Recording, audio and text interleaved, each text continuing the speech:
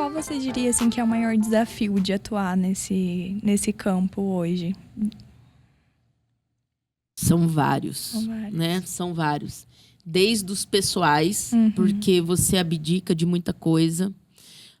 A nossa equipe saiu daqui para trabalhar por 11 dias no Rio Grande do Sul e nós acabamos ficando quase 30 dias lá. Então, você se distancia da família, né? Você se coloca em condições que muitas vezes você precisa estar preparado psicologicamente. A nossa equipe ficou acampada dentro de um zoológico. Então, você se vê fazendo coisas que você não parou para pensar que você poderia fazê-las. Então, são vários, desde os pessoais até a parte da questão técnica, a questão psicológica, a questão financeira, né? As necessidades de apoio, de maiores apoio para que a coisa aconteça da melhor forma possível. Então, realmente não é algo que você fala, não, hoje eu vou parar com tudo e vou para casa. Você não tem essa opção. Como, né? Você não tem a opção de voltar atrás no meio do caminho, tá? Então, realmente, você precisa de um preparo. Quando você vai para uma situação de desastre, para realizar uma determinada atividade, que a nossa situação era resgate técnica de animais. Só que quando nós chegamos lá, nós nos deparamos com um cenário catastrófico, né? Que ia além disso. Sim. Então, a gente não podia sair para trabalhar um dia inteiro na parte de resgate de animais, na parte de apoio aos abrigos que já estavam estabelecidos lá, né? Que a gente levou 15 mil doses de vacina antirrábica, outras vacinas também a gente conseguiu viabilizar através dos parceiros. Mas não era só isso. Existia a parte humana. Sim. Né? Você sair para atender animais que estavam ilhados, em telhados, sem alimentação, para fazer esse aporte nutricional básico para eles, isso foi a parte fácil do trabalho. Né? Agora, você chegar e ter uma família inteira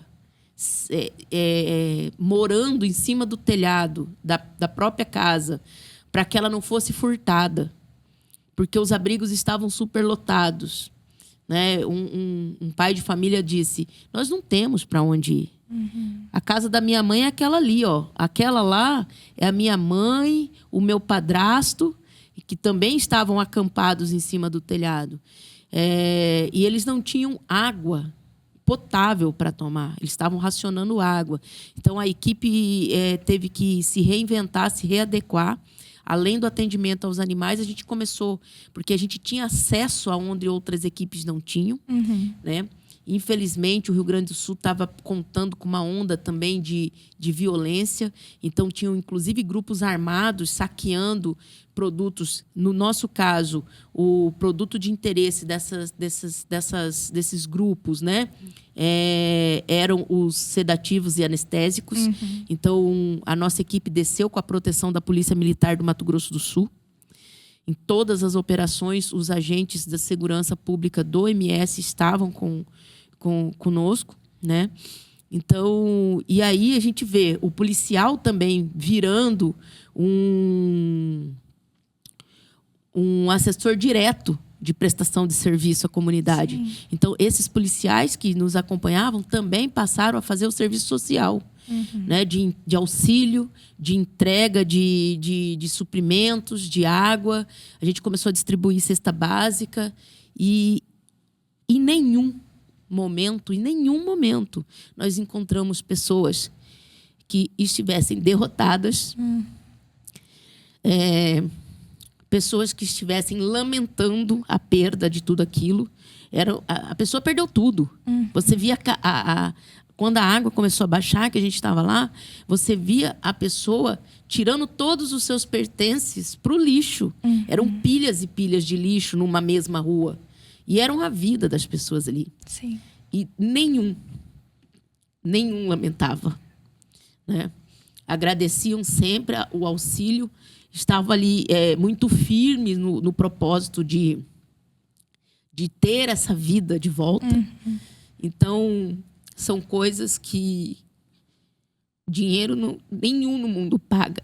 Sim. Sabe? Conviver com essas pessoas e prestar esse tipo de auxílio. Então, mas requer também muita força psicológica. Tanto é que as equipes, a gente tinha os momentos que a gente chama de descompressão. Então, a gente tinha esse aporte psicológico o tempo todo, porque era muito difícil lidar, não só com a perda animal. Tirar cadáveres, por exemplo, de concertina, porque a água subiu e eles ficaram presos. Cadáveres de animais que as pessoas saíram desesperadas e esqueceram de desacorrentar o animal. E o animal acabou morrendo afogado. Enfim, várias situações desesperadoras, mas que nós fomos com um certo preparo para essa situação. Sim. Eu digo um certo porque você nunca está preparada para ver esse tipo de desgraça. E aí a gente se deparou com outro. Entendeu? Então, aí, os 7 membros que deslocaram para essa operação, nenhum desistiu. Nenhum voltou no meio do caminho. Né? Todos se mantiveram e chegamos de volta aqui com aquela sensação de missão cumprida, mas que poderíamos ter feito algo mais. Né? Mas que as limitações nos colocaram no encerramento daquela missão. Então, muitas vezes tem pessoas que acreditam que possam ajudar, que possam fazer, mas na hora que chega na situação, acabam vendo que o buraco é mais embaixo. Sim. E que a pressão é muito, muito grande. Né? A mesma coisa para os incêndios florestais que a gente atua. Então, às vezes, a gente acaba trabalhando com pessoas que se prontificam para a condição, mas que não conseguem, por exemplo, ter ritmo alimentar. A pessoa possui um ritmo alimentar que, quando chega numa situação de desastre, a gente não consegue manter né, os horários fixos de alimentação, por exemplo. Aí já é um grande fator. Sim. Então, existem muitas limitações, não só físicas, como psicológicas, que acaba fazendo uma triagem das pessoas que exercem esse tipo de função. E como que é essa volta para casa depois de situações assim? Eu vou falar por mim, mas eu acredito que a grande maioria seja isso. É uma sensação de gratidão. De você ter um lar para voltar, de você ter sua família lá. Né? Muitas vidas se perderam nessa catástrofe do Rio Grande do Sul. Inclusive de socorristas, né? Mas essa sensação, eu falo que é gratidão. É o sentimento que mais bate quando a gente volta para casa. E volta bem, né? E volta bem dentro do possível. Fisicamente, pelo menos, às vezes. Às vezes manco, sem um dedo, né? Enfim. Paula, agora a gente vai pro nosso bate-bola, assim. É uma parte que a gente faz e aí você responde a primeira coisa que você pensar.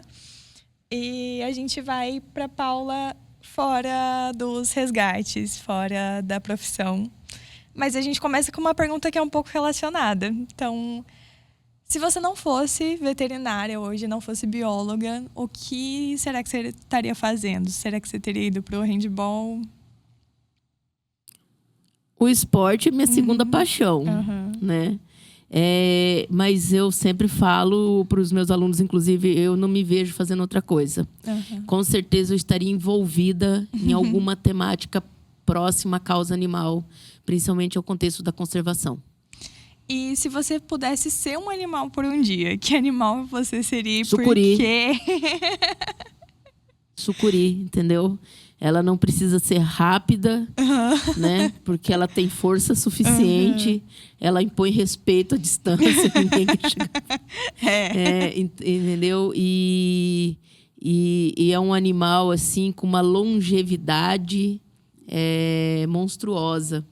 E que tem uma grandiosidade no ecossistema como um todo. Então, eu sempre falo de eleição a sucuri. Ela é míope como... Já temos algumas coisas em comum. Já temos algumas coisas, Mas eu seria uma sucuri, com certeza. E se você pudesse tomar um café hoje com uma pessoa, qualquer pessoa viva ou morta, quem seria? Nossa, eu tenho uma lista. Não seria um café, seria, acho que uma festa. Então, hoje, é porque é algo muito recente, mas a primeira pessoa que me vem à cabeça é o professor Emerson. Professor Brandi, que foram grandes mestres na minha formação. Se a sua vida fosse um título, qual você acha que seria? Um título? Um título, fosse um filme. Não, se fosse um título, é o Mundial do Flamengo, né? De 1981. Eu ainda era bem criança, mas já valeu. A gente canta até hoje. Exatamente. E se fosse um filme... Filme eu tenho vários também. Mas eu adoro Jurassic Park. Adoro. Né? Mas tem vários outros também. E vamos pegar um... Eu acho que eu posso parar pelo Jurassic Park, senão eu vou engatar um atrás do outro. Tá bom. Se alguém fosse escrever um livro de curiosidades sobre você, qual seria a curiosidade que ninguém ia saber? Meu Deus, eu não sou uma pessoa muito pública, né? Eu não sou muito de postar e coisas do tipo. Mas o cuidar das plantas no final de semana, né?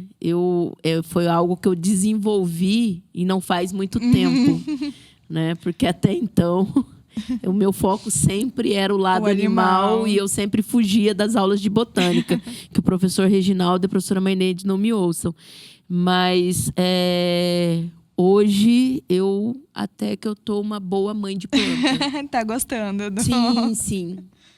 E se você pudesse dar um recado para você mesma lá na infância, o que você diria? Preste atenção nos sinais. Eu prestaria atenção nos sinais mais cedo. Né? Eu demorei bastante tempo para me engajar na necessidade de você fazer algo que possa mudar as coisas. Então, seria a sinalização que eu me daria. Né? Se preocupe mais com o entorno. Eu era muito voltada pro eu. O pessoal fala que eu tenho síndrome da filha única, né? E literalmente eu sou filha única de mãe solteira. Esse ditado cabe perfeitamente a mim. E eu demorei muito para olhar o entorno. Então se eu pudesse refazer a trajetória, seria uma coisa que eu começaria antes. Muito bom. Então, Paula, obrigada por essa conversa. Hoje ela não foi muito longa, mas porque a gente espera te ter de volta aqui. Talvez em uma outra oportunidade. E foi muito bom poder conhecer mais um pouco do seu trabalho. Eu que agradeço, Elô. Fico à disposição. Parabéns pela iniciativa. Obrigada. E para você que está ouvindo, não esqueça que esse podcast faz parte do programa de biotecnologia aqui da UCDB e é apoiado pelo CNPq. E aí a gente se encontra de novo no próximo episódio.